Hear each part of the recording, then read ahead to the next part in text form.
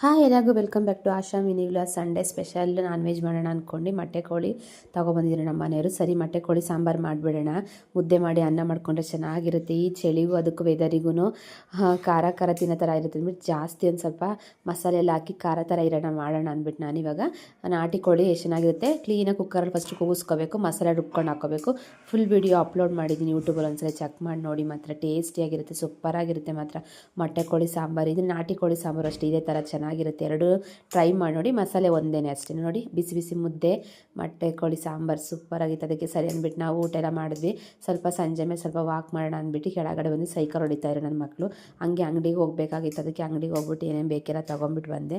ರಾತ್ರಿಗೆ ಒಂಚೂರು cake ಮಾಡ್ಕೊಡು mummy ಅಂತಿದ್ರು. ಸ್ನ್ಯಾಕ್ಸಿಗೂ ಆಗುತ್ತೆ ಸ್ಕೂಲಿಗೆ ಬೆಳಗ್ಗೆಗೆ ಅಂತಂದ್ರೆ ಸರಿ ಅಂದ್ಬಿಟ್ಟು ನಾನು ಕೇಕೆಲ್ಲ ಮಾಡಿದೆ.